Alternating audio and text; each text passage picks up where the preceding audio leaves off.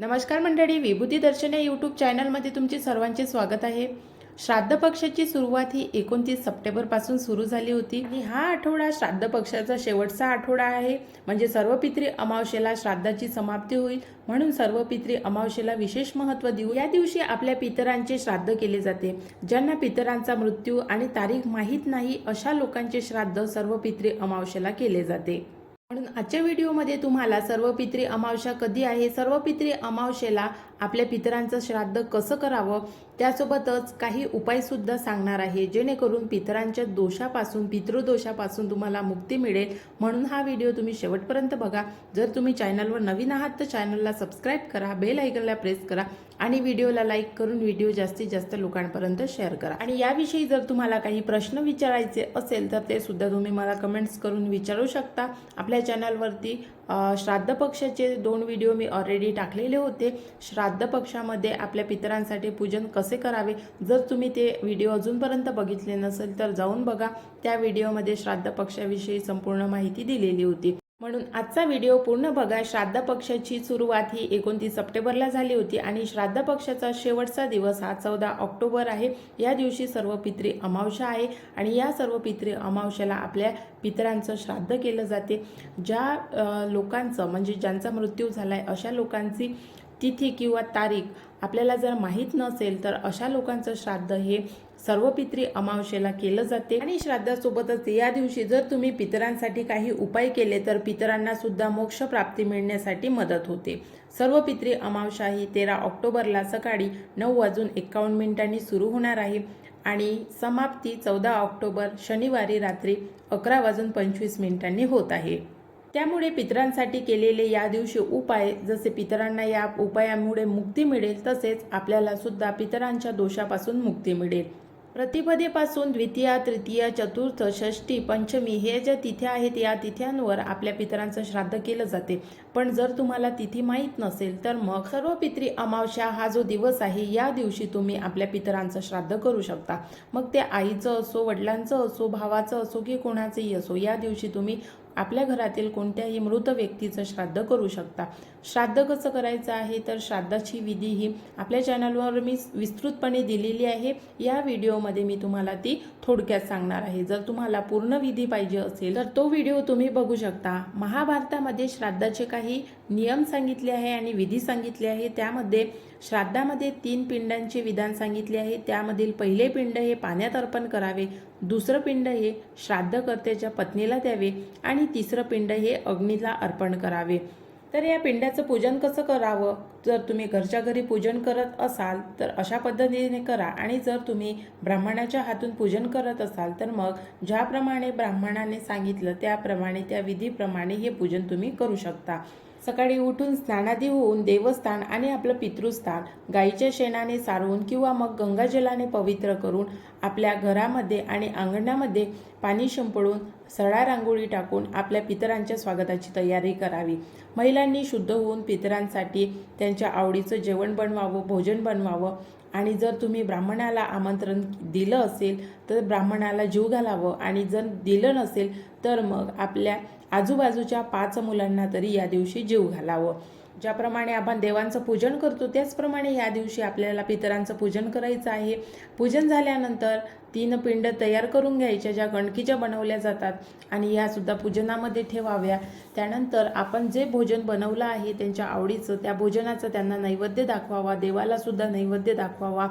आणि जर तुम्ही हे पूजन घरी करत असाल तर अशा पद्धतीने करावं आणि जर तुम्ही एखाद्या नदीच्या काठी हे पूजन करत असाल तर मग ब्राह्मणाच्या हस्ते हे पूजन तुम्ही नक्की करावं. त्यानंतर ज्या पिंडी तयार केली आहे त्यामधील पहिली पिंड हे पाण्यात अर्पण करावी आणि चंद्राला सुद्धा पाणी अर्पण करावं.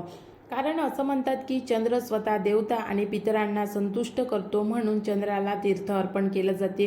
त्यानंतर दुसरी पिंड हे जो व्यक्ती पितृपूजन करतो अशा व्यक्तीच्या पत्नीला दिली जाते. पत्नीला याच्यासाठी दिली जाते की जर तुम्हाला पुत्राची इच्छा असेल तर हे पिंड तुम्हाला पुत्रप्राप्तीसाठी मदत करते. आणि तिसरं पिंड हे अग्नीमध्ये अर्पण केली जाते। यामुळे आपले पितर तृप्त होतात आणि त्यांच्या इच्छा पूर्ण होतात। त्यानंतर जो नैवेद्य आपण आपल्या पितरांना दाखवलेला आहे तोच नैवेद्य आपण बाहेर कावड्यांना, कुत्र्यांना किंवा गायींना, जेही मुके जनावर आपल्याला दिसतील त्यांना खाऊ घालावा आणि अशा प्रकारे साध्या सोप्या पद्धतीने सर्व पितरी अमावस्येला पितरांचं पूजन करावं।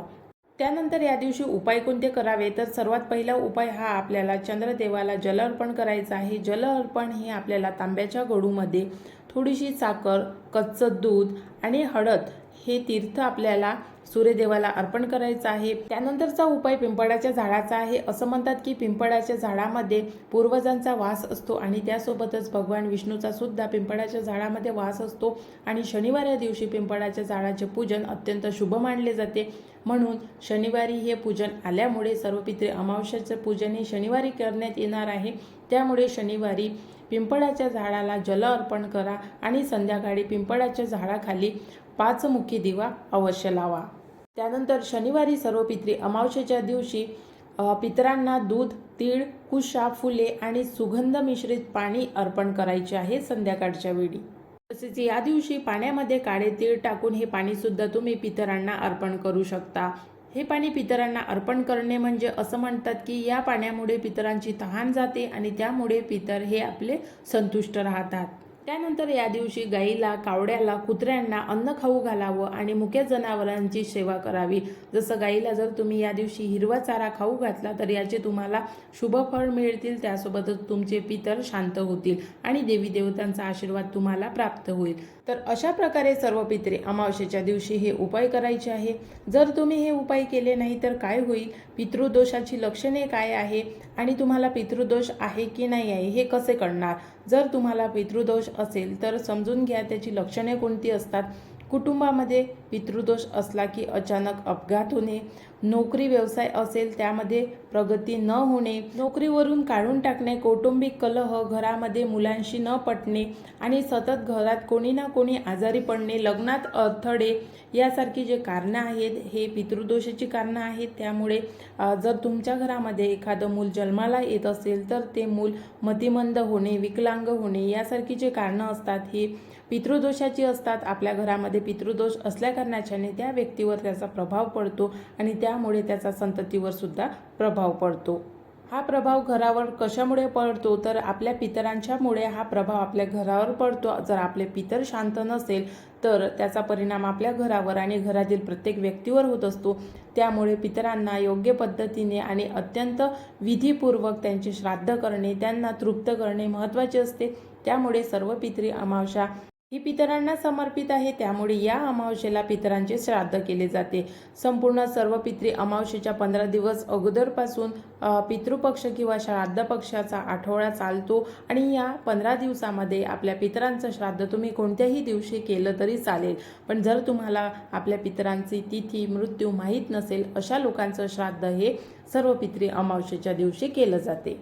आपल्या भगवद्गीतेच्या 7व्या अध्यायामध्ये पितृंबद्दल माहिती दिलेली आहे। त्यामुळे तो भगवद्गीतेचा 7वा अध्याय जर तुम्ही रोज पठण केला तर त्यामुळे सुद्धा तुमचा पितृदोष दूर होतो। तर अशा प्रकारे पितृपक्षामध्ये जर तुम्ही अजूनपर्यंत आपल्या पितरांचं पूजन केलं नसेल तर अवश्य करा आणि सर्व पितरी अमावस्येला हा शेवटचा दिवस आहे, या दिवशी तरी तुम्ही आपल्या पितरांचं पूजन अवश्य करा। तर आशा करते ही संपूर्ण महत्त्वपूर्ण माहिती तुम्हाला आवडली असेल। जर तुम्हाला व्हिडिओ आवडला असेल तर व्हिडिओला एक लाईक करा। आपल्या चॅनलवर जर तुम्ही नवीन आहात आणि व्हिडिओ शेवटपर्यंत बघितला आहे तर व्हिडिओला लाईक करा आणि चॅनलला सबस्क्राईब करा। सोबतच हा व्हिडिओ जास्तीत जास्त लोकांपर्यंत शेअर करा। 14 तारखेला सर्व पितरी अमावस्या आहे, त्यामुळे 14 तारखेपर्यंत हा व्हिडिओ जास्तीत जास्त लोकांपर्यंत शेअर करण्याचं काम तुम्ही अवश्य करा आणि व्हिडिओला लाईक करा। नवीन व्हिडिओमध्ये लवकरच भेटू।